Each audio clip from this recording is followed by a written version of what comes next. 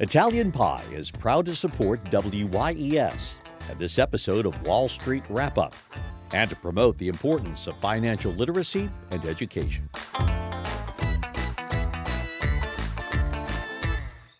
This week on Wall Street Wrap-Up, the Federal Reserve raises interest rates for the 8th straight time, another 25 basis points or 0.25%.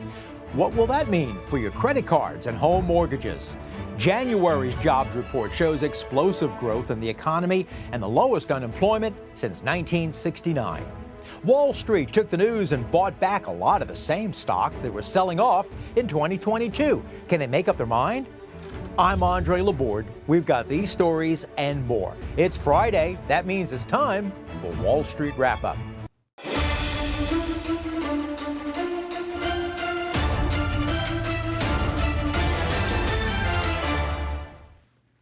Hi, I'm Andre Laborde. Welcome to Wall Street Wrap-Up on this Friday, February 3rd. So what's better?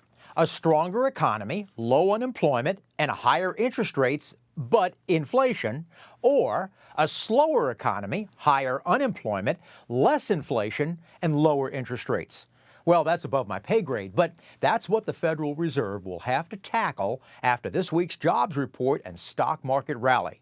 Coming up at the end of the show, we're going to be showing you a statistic that if this comes through, you'll be really glad you heard it here first. Now, there's a saying in the stock market that so goes January, so goes the year. Well, if that's correct, and it stays true, the market will hopefully end in a positive, unlike last year. The Nasdaq had its best month since July, and the S&P 500 had its best start of a year since January 2019. Now, since 1950, for over 70 years, the average increase for January was 1%. And normally, February is normally down, with the next months of March and April up just over 1 and 1.5%. Well, that's the trend all the way back since 1950. Now, take a look at this. With the S&P 500, they're off to their best start all the way back from 1926. Now, it's the 6th highest for the first month of the year. The highest was in 1934. It was up 15%.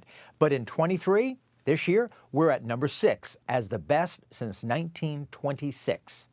Well, coming up tonight, we're going to be talking about cord cutting, streaming, and television. With two experts in the field, we'll be talking with Bloomberg's Felix Gillette and the arts and entertainment editor. And also we're going to be talking with John Koblin from the New York Times. He is the television and media reporter for the Times. They've co-authored a great book. It's about HBO called It's Not TV. Remember when it was called Home Box Office? Well, John Koblin and Felix Gillette is going to be joining us in just a moment. Well, this week in the market, the Nasdaq Composite had the best start of a year since 1975. And the Nasdaq posted a 5-week win for the week. And the S&P 500 posted its second positive week in a row. Well, this week, the Dow Jones ended the week at 33,925, and it was down for the week. The S&P 500, they closed today at 4,136. That was up 1.6% for the week. And the Nasdaq, they ended today at 12,006, and that was up 3.3% for the week. Well, let's get to our guest tonight. At one time, television was free, but not anymore. Felix Gillette is entertainment editor at Bloomberg's, and John Koblin is the media reporter at the New York Times, and they've both co-wrote a great book. It's not TV. It's about the rise of HBO, and they're with us tonight. Felix, John, welcome to Wall Street Wrap-Up. Thanks for having us. Yeah. Thanks for having us. Well, exactly what your titles are, I'm not sure, but I will say this, I thoroughly enjoyed your book. Okay. Thank you so much. What made you decide writing a book about HBO? Yeah, I would say part of it was twofold. One was that when we started the project in 2019, I've been writing about media and entertainment in New York City for a long time. So I'd watched HBO have this incredible impact on the broader culture. And part of it was just curiosity. I wanted to go back and tell the story and learn more about its history and how it happened. And then the other part of it was just spinning the story forward. There was a lot of uncertainty when we started the book, what was going to happen to HBO. HBO's parent company, Time Warner, had just been acquired by AT&T. It was very uncertain how that acquisition was going to work. And also, HBO was in the middle of this great transformation that was taking place in the entertainment world from the era of cable and satellite television to the era of streaming. And so it was very intriguing. We thought there'd be a lot of drama as HBO tried to make that transition. When HBO first started, the three major networks, NBC, CBS, ABC, they were the dominant players. Now, today, would it be right to say that they're right now not the dominant ones, but it's now cable?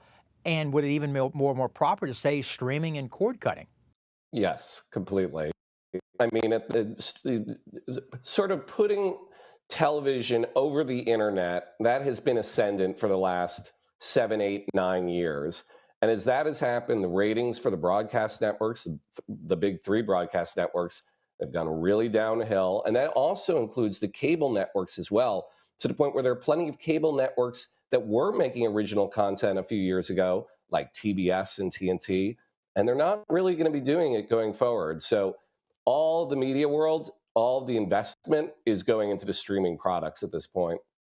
How do you tell? I mean, I knew that when it came to the networks, there were the Nielsen's, and you had the overnight Nielsen's that would come out, and then you'd have later on a more accurate portrayal of who watched what show at what time. When it comes to a pay prescription channel like HBO or Showtime or such, is it the Nielsen's, or how can you tell? It is Nielsen for the premium cable networks, even though they require Nielsen is the one that measures them. But now that we're in streaming, we're in Wild West. Nielsen can measure some stuff. They can measure in the United States. They can measure if you're watching off your TV screen. But if you are streaming to, say, your laptop or your telephone, that's not going to count. And they can't count international either. They don't know who's watching in the UK. They don't know who's watching in Germany. So this has been a frustration for many producers because they want to know how many people are watching their shows.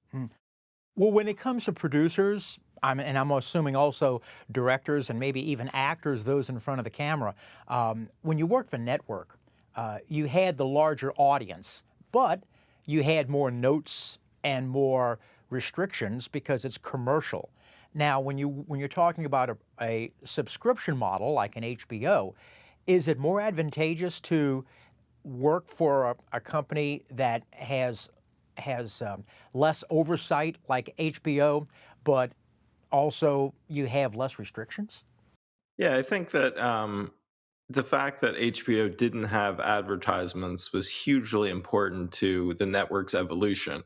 And there was this really fascinating period of time in the network's history in the mid 90s where HBO, initially when it started, it was the home box office, right? So it was, the initial programming model was we're going to put on things that previously we would have had to leave your house and get a ticket to watch. So like boxing, sports, a comedy performance, a musical concert, a Hollywood movie. And they kind of, in the early years really steered away from doing, TV series because that's what the broadcast networks did. And that's what they did so well. And there was this fascinating, moment in the mid 90s where HBO said, you know what, we're going to get into serialized television, but we're going to do it differently than the broadcast networks. And what can we offer show creators, producers that they can't get from the networks? The networks can pay them more money. They'll get more money in syndication. They'll have a bigger audience. So what can we offer them? And I think the formula that HBO eventually hit on was, we don't have advertisers. We can give you much more freedom than you'd have at the network. You're not going to have these endless notes from executives. You're not going to have these commercial sponsors looking over your shoulder, breathing down your neck. And we're going to let you do all the things on HBO that you could never do on ad-supported commercial television. And that turned into a very, very, very powerful formula. And once they went with that, you got this incredible string of programming starting in the mid 90s with Oz, Sex and the City, Sopranos, 6 Feet Under, and HBO really went on this incredible run. Do you think, and I think I'm pronouncing his name right, and when we're on television, I really want to be sure, Michael Fuchs, Mm-hmm. who was the, and I'm pronouncing his last name right? You are, yep. He was against doing series television. Michael Fuchs, by the way, was the CEO at the time of HBO in the earlier days, but he was definitely against series television for the pay subscription. Was this the reason why? Because he didn't want to get locked in, and he thought that maybe boxing events and other type comedy events and such were cheaper and easier to put on? Yeah, I mean, when HBO started, it was a very novel concept. You have to pay us money to watch our network. We had been used to, for decades, either listening to the radio for stories or watching television for stories. It was always free. So Michael Fuchs, in those early days, in the 70s, in the 80s, and in the early 90s, HBO was trying to do everything to differentiate itself from the broadcast networks. And when Michael Fuchs looked at what they did, he said, they do episodic television really, really, really well. But by the time Michael Fuchs was fired from the company in 19, the new CEO said, we're going to need more than that one-off comedy special. We're going to need more than that one-off made-for-TV movie. We need to keep people subscribed week to week to week, and the easiest way to do that is with episodic television. And unlike, I guess, a gym membership where you're locked in for the year, you can subscribe to a paid television, whether HBO or others, Showtime, but you could also quit it right after your favorite TV show is finished or your special that you really wanted to watch. So this is why, John and also Felix, this is why they wanted to keep you there. They wanted to keep that hook in. There's a great concept that one of the important figures in HBO's history, Richard Plepler, who started off doing communications at the network and eventually became head of programming and eventually the CEO of HBO, he had this great concept called the permanent campaign. And the idea of the permanent campaign was for HBO, unlike broadcast networks, HBO, he used to say, had to be elected every month. And he came from the world of politics, and he thought of HBO in some ways as a campaign. And you had to win that viewer over every time they got that cable bill at the end of the month. Like, are you going to pay that extra money for HBO? And if you are, you have to convince them. So there were no off season, there were no off days for HBO. And it was a constant struggle throughout the network's history to try and keep that customer churn at a low rate as possible. During the early days of HBO, they found that advertisers for commercial television were aimed towards women. And the age of the demographics would be like 18 to 35 because females bought for the home, and also when you're 18 to 35, you still really haven't gotten into a brand that you really like. But when it comes to paying the bills and also who holds the remote, the man was the one usually at the house, held the remote, and also pay the bills. So with subscription, they wanted to, subscription television, say HBO, they wanted to do it more edgier, more programming that would be appealing more toward a man. Is that the way it, first off, do I have it right? Was that the way it was before? And is that still the way it is now? It's exactly what happened in HBO's early days. And again, that's part of Michael Fuchs. You know, how can we differentiate ourselves in the broadcast networks? Well, if the broadcast networks are programming for women, we're going to program for men. So then you have sports like boxing. You have a lot of nudity on the network, mostly female nudity. And this really influenced HBO's programming decisions for decades. I mean, there is a Sex and the City in 1998 with 4 female leads, but that was really an outlier for years and years and years. In fact, as recently as 2016, 57% of HBO's audience were men, only 43% were women. But HBO has made a concerted effort in the last 6-7 years, as the streaming really taken off. Let's make more programs with women in the lead, tailored toward women. And as of last year, it's a 50-50 breakdown between men and women in terms of the number of viewers or the breakdown of viewers for HBO. When we would talk about notes, and for the sort of like a little inside baseball, when in commercial television, many times the executives of a network would send notes to the production, to the director as such, we want this, or we don't want that, or this may upset a commercial advertiser and such. And with HBO, it's very few notes. But one of the notes that I found that you had in your book, that when they wanted more cable edge What's Cable Edge? Yeah, that's Cable Edge was a code word inside of HBO, basically for more female nudity. So HBO in the early '90s was making these things they called adult sitcoms, and often the writers on those shows would get that note back, say, "Yeah, the script looks pretty good, but it needs a lot more Cable Edge." And again, that's what fits in with that programming philosophy where they were, kind of pandering to male viewers at that point. And it's interesting too because a lot of their early efforts in serialized shows back in the '80s, they would occasionally dip their toe in it. And they realized they had to do things differently than the broadcast networks. And the most obvious thing they could do was nudity and bad language. But it turns out that just nudity and bad language actually doesn't make very good television. So it was, those early shows, some of them were really terrible. And it took them to the point, of a decade of kind of experimenting with different things before they realized, oh, what we really need are, seasoned TV creators, people that have spent their careers successfully working in broadcast television, have kind of mastered those rules of broadcast television, and then they can come to HBO and break all of those rules and do things that they could never do on a broadcast ad-supported show. Things like killing off the main character in the first episode, and setting show. One of their first big dramas that they really invested in was Oz, which was set in a prison. And, broadcast television, historically had really not done prison shows because it was too dark, it was too violent. It was not the kind of thing people would want to spend their Friday nights or Saturday night watching. So once HBO learned to do it differently than broadcast television, things really took off. Well, I would assume from its inception of HBO to what it is today, the cost of production of content has risen dramatically. Is the money we're talking about that HBO receives, is it only coming from subscription? Because as we talk about network, you get money from advertising. So you could always raise the advertising. And of course, I admit, yes, you raise the cost of subscriptions. But is that where they're getting their money to being able to buy the content?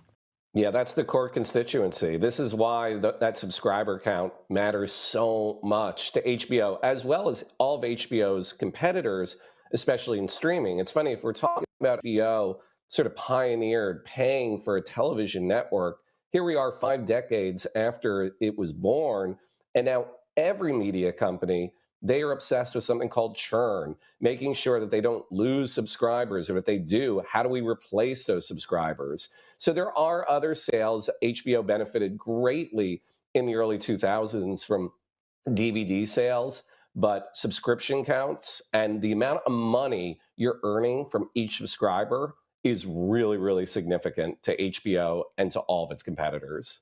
Netflix now, which is a major competitor, Netflix has started their regular subscription, but they've also got an ad portion that if you wanted to pay a less amount, you would have advertisement. Do you think HBO and other like Showtime, Cinemax and such would go this route as well?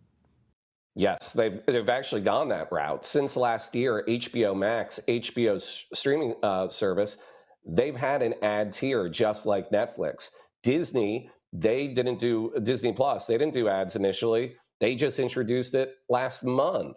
So yeah, the ad tier is becoming very popular because in the US market especially, Netflix is sort of topped out at around 70, 75 million subscriptions in the US. And that appears to be kind of the high watermark.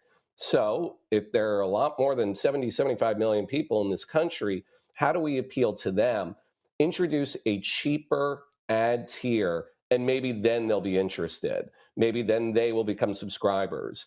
And all of a sudden, we got out of the world of the TV bundle, the cable bundle, where we were all spending $100, $150, sometimes more on cable every month. And now we have this a la carte streaming world. Many people have cut the cord, but these streaming services are becoming more and more and more expensive. So maybe for an HBO Max, you want the premium. Maybe for Netflix, you want premium. But then you look at Paramount Plus or you look at Peacock and you say, you know what? I'll take the ads here. Now, was what we had talked about before, when you're going to cord cutting and going to streaming, can the ratings be found of how good they're doing or not doing from when they're getting out of the bundle but going into the streaming? The ratings, it's interesting that when this transition happened and everything was moving towards streaming, Netflix kind of led the way of really not sharing the viewership data with outsiders. They kept it to themselves. They didn't share it with reporters, and they didn't share it with the show creators also. I mean, it gave them some leverage in terms of knowing what was working and what wasn't. And they didn't have advertisers. For the first decade of streaming, there were no advertisers, and so you didn't have to report how many viewers were watching at any point. Now, I think as John was talking about, we're moving into this world where advertisers are really coming into the streaming ecosystem in a big way.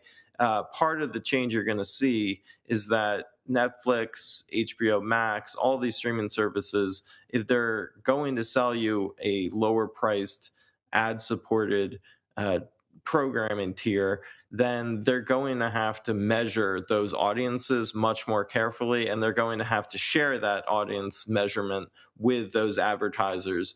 And as that happens, there's reporters like me and John roaming around trying to get that information, and there's a lot more ways to get it if they're handing it out to the sponsors.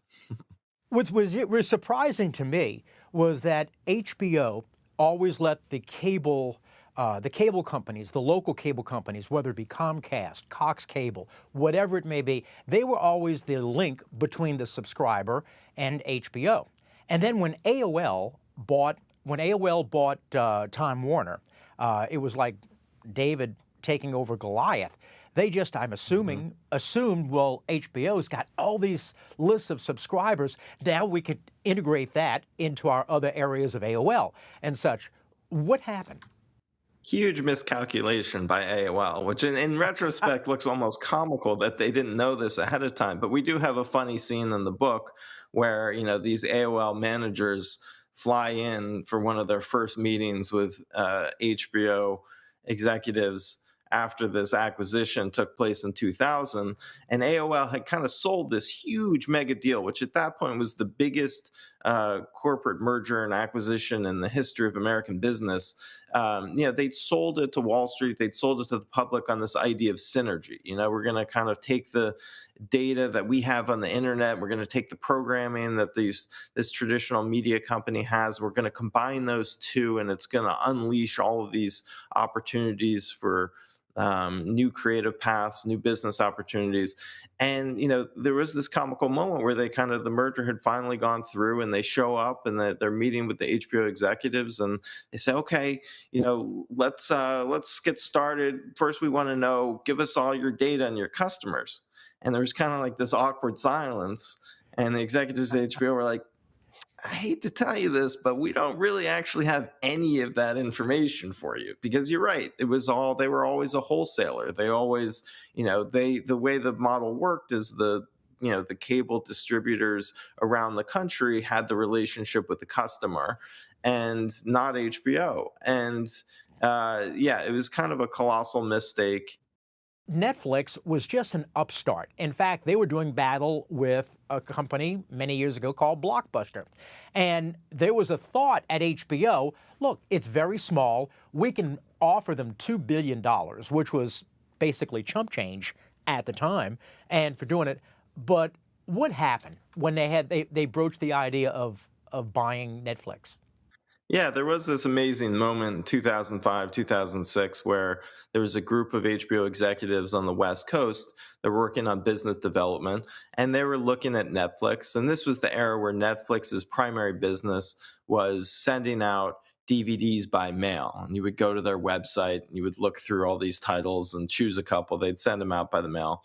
And it was a really popular service. And HBO executives were looking at this, and they said, you know what?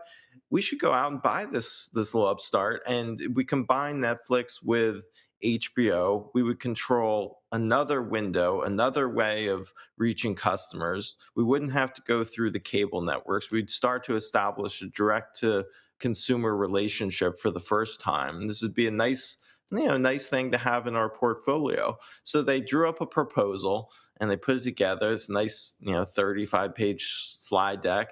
And they went to New York and they took it to their bosses and they sat down. They said, here, we have this great idea that, Time Warner has funds for, acquiring startups. And we have the, great idea that would be perfect for us. Let's go out and buy Netflix. And they started the presentation. Before they even got through it, their bosses said, nope, no way. We're not interested.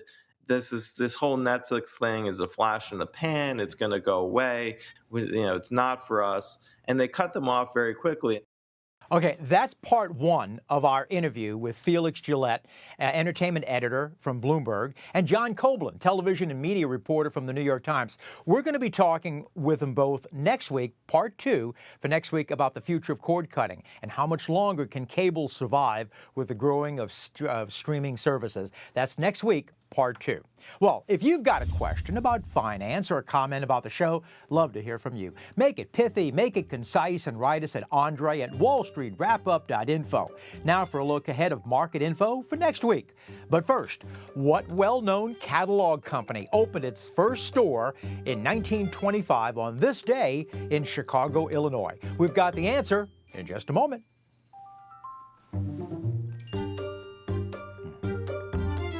Well, what well-known catalog company opened its first store in 1925 on this day in Chicago, Illinois? Sears and Roebuck. Now, I promised you at the beginning of the show that some interesting thoughts that if this happens, it's going to be a very good year.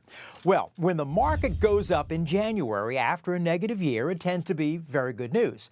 But only 5 times in history, in 1954, 1961, 67, 75, and in 2019, the market fell the year before and popped up more than 5% in January. Look at these numbers. For the full year, the returns were spectacular.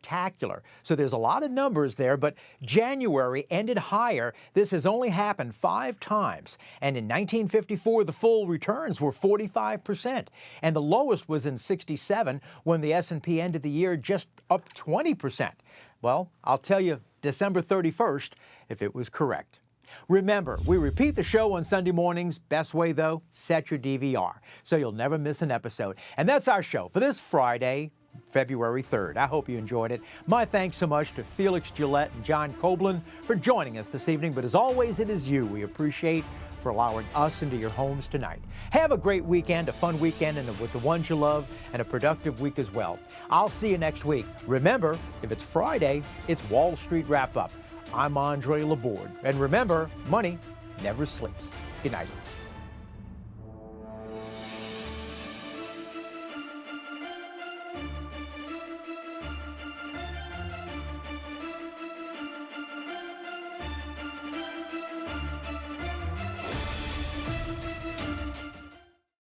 Italian Pie is proud to support WYES and this episode of Wall Street Wrap Up, and to promote the importance of financial literacy and education.